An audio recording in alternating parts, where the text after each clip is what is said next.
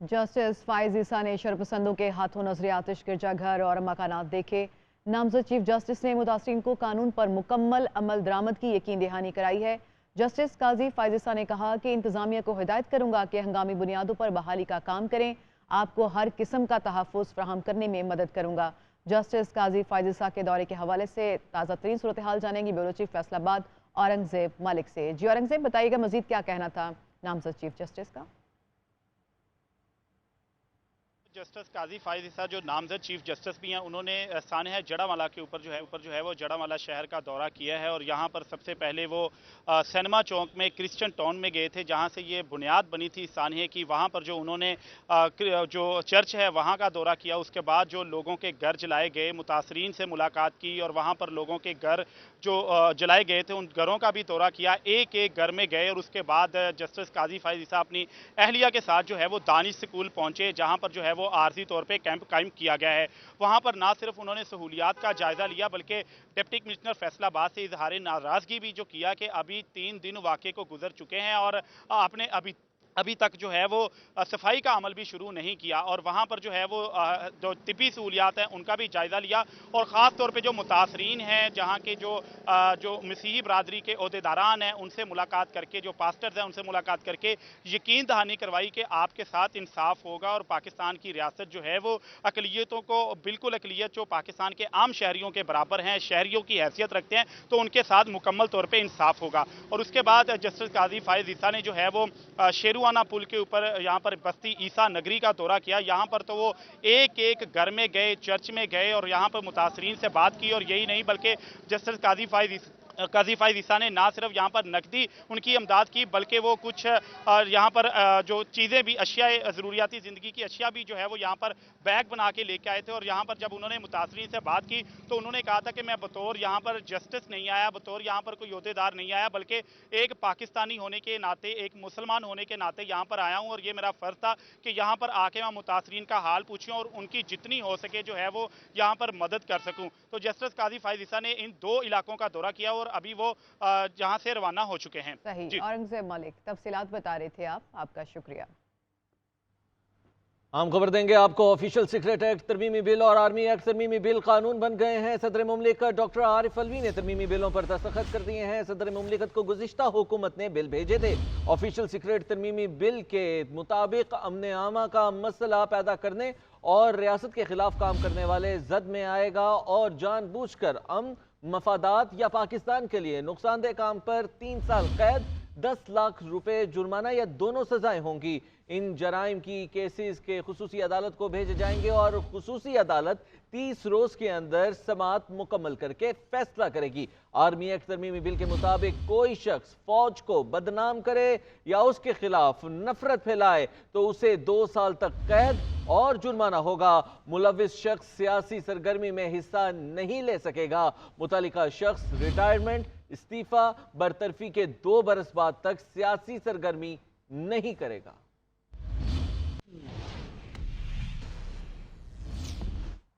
सिंध में मुबैना तशद्दुद से जाँ बहक फातिमा की कब्र कुशाई आज होगी। जुडिशल मजिस्ट्रेट शंडयार की निगरानी में कब्र कुशाई की जाएगी। मेडिकल टीम पहुंच गई। तमाम अफराद को कब्र से हटा दिया गया है। जिस्म के अज्जा लेकर केमिकल मुआयने के लिए रोहड़ी लेबॉर्ट्री भिजवाए जाएंगे।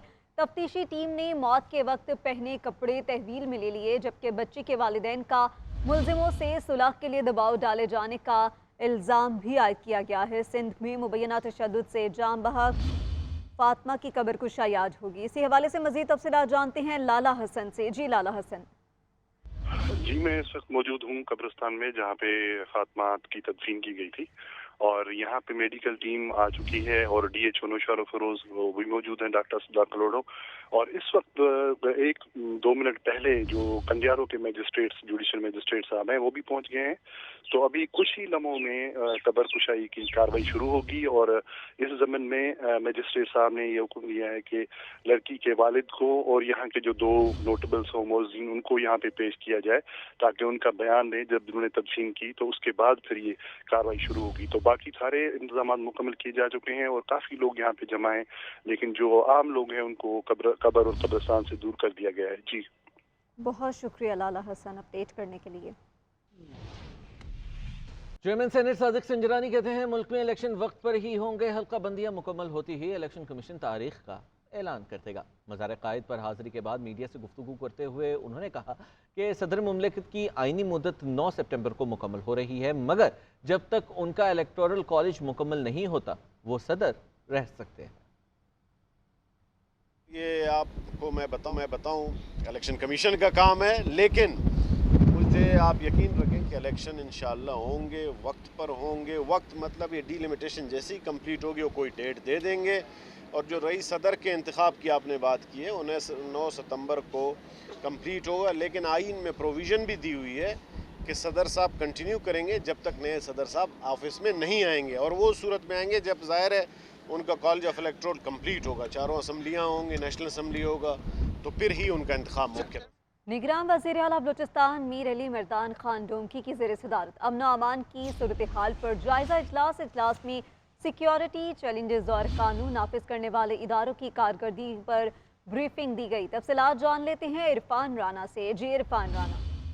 जी हाँ, बिल्कुल ऐसा है कि निगरान वज़ीर आला मीर अली मर्दान डोंकी की ज़ेर सदारत आज पहला इजलास हुआ है, जिसमें अमन अमान के हवाले से इजलास किया गया, और उसमें तमाम इदारों के आला हुकाम जो वहाँ पर शरीक थे, अफसरान, जिसमें IG बलूचिस्तान अब्दुल खालिक शेख थे, FC के आला हुकाम थे, जबकि एडिशनल चीफ सेक्रेटरी भी वहाँ पर मौजूद थे।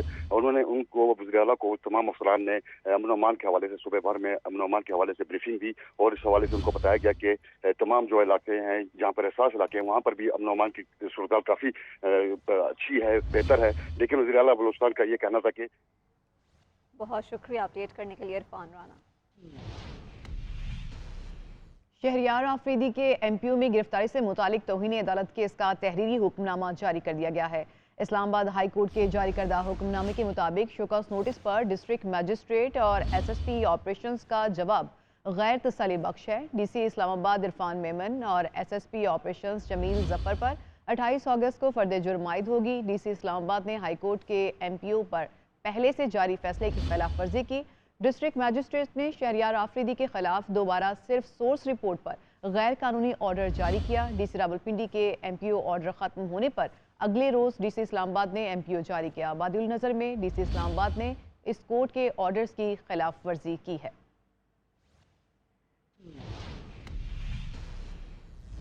PTI रहनुमा उस्मान डार की सियालकोट में रिहाइश का फैक्ट्री और सेक्रेटेरिएट को सील कर दिया गया है। ज़िले इंतजामिया के मुताबिक उस्मान डार दहशतगर्दी समेत मुतअद्दिद मुकदमात में इश्तियारी हैं। जायदादें अदालती हुक्म पर सील की गई हैं और पुलिस की नफरी उस्मान डार की जायदादों के बाहर मौजूद है। सोशल मीडिया पर जारी पैगाम में उस्मान डार ने यह कहा है कि मेरा घर, फैक्ट्री और कारोबार सील कर दिया है। बूढ़ी वालिदा, अहले खाना और बच्चों को घर से निकाल दिया गया है। 2500 अफराद फैक्ट्रियों में काम करते हैं। जिन जायदादों को सील किया गया है वो मेरी मलकियत भी नहीं है। जुल्म नाकाबिल बयान है। आला अदलिया इसका नोटिस ले। Welcome back. ब्रेक के बाद आपको अपडेट करें। साबिक वज़ीर आला के PP परवेज खटक आज नौशहरा में सियासी ताकत का मुजाहिरा करेंगे। पाकिस्तान तहरीक इंसाफ पार्लियामेंटेरियन का पहला सियासी जलसा आज नौशहरा में होगा। जलसे से परवेज खटक, महमूद खान और दीगर खिताब करेंगे। जलसे की तैयारियों से अब मुतालिक हम अपने नाज़रीन को आगाह कर रहे हैं। साबिक वज़ीर आला KP परवेज खटक आज नौशहरा में सियासी ताकत का मुजाहिरा करने जा रहे हैं। अपने नाज़रीन को याद दहानी करवाएं कि कुछ माह कबल परवेज खटक ने अपनी अलहदा जमात बनाई थी जिसका नाम पाकिस्तान तहरीक इंसाफ पार्लियामेंटेरियन रखा गया था, और आज नौशहरा में वो सियासी क़ुव्वत का मुजाहिरा करने जा रहे हैं। सिंध हाई कोर्ट ने सूबे में गंदम के एक जिले से दूसरे में नकलो हमल पर पाबंदी पर महकमा खुराक से जवाब तलब कर लिया है। चीफ जस्टिस ने रिमार्क किए कि गंदम के ट्रक कराची नहीं पहुंचते मगर अफगानिस्तान पहुंच जाते हैं। गंदम नहीं होगी तो आटा महंगा ही होगा। तफसीलात रिपोर्ट करेंगे हबीबुल्लाह। गंदम के ट्रक कराची तो नहीं पहुंचते लेकिन अफगानिस्तान पहुंच जाते हैं। महकमे खुराक सिंध की कारकर्दगी का पोस्टमार्टम करते हुए ये रिमार्क्स दिए chief justice Sindh high court justice M Ahmed Ali Sheikh ने। इन्होंने गंदम की बैनुल अजला नकलो हमल पर पाबंदी की जवाबदेही के लिए महकमे खुराक के सेक्रेटरी और डायरेक्टर को पीर के रोज तलब कर लिया। पाकिस्तान फ्लावर मिल्स एसोसिएशन की जानिब से दायर दरख्वास्त की समाअत करते हुए चीफ जस्टिस ने कहा, कराची में तो गंदम पैदा ही नहीं होती, यहाँ तो बगैर सी रुकावट गंदुम आनी चाहिए। जब गंदुम नहीं होगी तो आटा तो महंगा होगा। वन विंडो ऑपरेशन होना चाहिए। ये संगीन नौयत का मामला है, सबको बुलाते हैं। केस की समाअत 21 अगस्त तक मुलतवी कर दी गई। दरख्वास्त गुजार के मुताबिक महकमे खुराक ने गंदुम की एक अजला से दूसरे अजला में मुंतकली पर पाबंदी आयद कर रखी है, जिसकी वजह से कीमतों में इजाफा और आटे का बहरान सर उठा रहा है। मुल्क भर में अशियाए ज़रूरिया की कीमतों में इजाफे का रुझान बरकरार है। एक हफ्ते में मजीद 32 अशिया महंगी हो गई हैं। आवाम के लिए रोज़मर्रा खाने पीने की चीज़ें खरीदना भी मुश्किल होता जा रहा है। सारिफीन बढ़ती महंगाई के खिलाफ खरी खरी सुनाने लगे हैं। तफसीलात क्या हैं, आइए जानते हैं इस रिपोर्ट में। महंगाई के सितम बरकरार, अशियाए ख़ुरोनोश की गिरानी आवाम की कमर तोड़ने लगी। रवां हफ्ते 32 अशियाए ज़रूरिया मजीद महंगी हो गई। सारिफीन चिल्ला उठे। एक हफ्ते में चावल 12, लहसुन 20, चीनी 6 रुपए फी किलो बढ़ गए। चिकन, केले, अंडे और दालें भी महंगी हो गई। फैसलाबाद में गंदुम और आटे की कीमतों में इजाफा हुआ। गंदुम की फीमन कीमत 4600 से बढ़कर 4800 रुपए हो गई है। शहर में चक्की का आटा 125 से 135 रुपए फी किलो तक फरोख्त होने लगा है। गरीब आदमी एक रिक्शा चलाता है, इतनी महंगी गैस है, सवारी पैसे नहीं देती, क्या कर सकते हैं अब हम। गरीब बंदा मर रहा, आटा महंगा, चीनी महंगी, घी महंगी, गैस महंगा, बिजली का बिल महंगा। बताओ गरीब बंदा कहाँ जाए, हुकूमत क्या करेगी। बर्बाद किया हुआ गरीब बंदा वैसे मर गया रोजाना। इस टाइम तो रोटी खाना मुश्किल हो गया, मुर्गी तो बहुत दूर की बात है। आटा देख लिया 160 रुपए किलो हो गया। उनको गरीब आदमी रोटी पूरी करेगा, बाद में मुर्गी खाएगा। 20,000 या 15,000 आदमी की सैलरी होती है और घर के अखराजात जो है वो 35-40 हज़ार रुपये होते हैं, तो मिडिल तबके का जो जीना है बहुत मुश्किल हो गया है। यूटिलिटी स्टोर्स भी महंगाई के साथी बन गए हैं। सब्सिडी खत्म होने के बाद भी आटा, चीनी, दालें बेशतर स्टोर्स पर दस्तयाब ही नहीं। लाहौर में सस्ते स्टोर पर सूरत हाल मजीद अबतर हो गई। ये तो गवर्नमेंट ने फेवर देनी है, यूटिलिटी स्टोर ने थोड़ी देनी है। ये तो आपको भी पता है कि देनी तो गवर्नमेंट ने है, यूटिलिटी स्टोर वालों ने फेवर नहीं देनी। चीनी तो अभी भी नहीं मिल रही, तकरीबन काफ़ी देरी हो गई है, चीनी नहीं मिल रही। चीनी का रेट तो बहुत ज़्यादा, इधर से भी नहीं मिल रही। आटा भी अब इसने 1280 रुपये का कर दिया। चीनी का नहीं, जिनको बेनज़ीर के पैसों का हिसाब किताब है उनके लिए तो 650 का तोड़ा है, और वरना वो 1280 रुपये का। मुल्तान में प्राइस कंट्रोल कमेटियां गायब हैं। ओपन मार्केट में एलपीजी की कीमत 240 से बढ़ाकर 260 रुपए फी किलो कर दी गई है। कीमत में इजाफे पर सारिफीन ने सर पकड़ दिए। शहरियों का कहना है कि हुकूमत कम अज कम सरकारी कीमतों पर अमल दरामद तो यकीनी बनाए। बताया निगरान वफाकी वज़ीर बराए इंसानी हुकूक खलील जॉर्ज ने कहा है कि मुल्क दुश्मन अनासिर की हर साजिश नाकाम होगी। नफरत के जज्बात उभारना नेक शगुन नहीं है। 9 मई और सानिहा जड़ावाला के किरदारों को करार वाक़ई सजा दी जाए। कोई मुसलमान मसीही इबादत गाह को नहीं जला सकता। पाक फौज हमारा असासा है, जिसकी वजह से हम सुकून की नींद सोते हैं। 9 मई और सानिहा जड़ावाला के किरदारों को करार वाक़ई सजा दी जाए। जना हाउस पहुंचा तो मेरा सर शर्म से झुक गया कि जिस अजीम हस्ती ने कायदे आजम मोहम्मद अली जना उसके घर को जिस तरह जलाया गया, मैं समझता हूं कि ये हमारे लिए शर्म का मुकाम है। उन्होंने जो 9 मई को इस मुल्क का हशर किया, हर पाकिस्तानी का सर शर्म से झुका है। जड़ावाला में हो चर्चिस को जलाया जाए, चाहे वो जना हाउस को जलाया जाए, चाहे वो किसी मस्जिद, मंदिर, गुरुद्वारे या मां बारगाह पर हमला हो, मैं समझता हूं कि वो पाकिस्तान पर हमला है। और जो लोग भी इसमें मुलव्विस हैं, अगर उनको सजा ना दी गई तो नौजवानों को मजीद बढ़ावा मिलेगा और नौजवानों की मजीद ग्रूमिंग होगी और वो पाकिस्तान के मुस्तकबिल के लिए अच्छा नहीं होगा।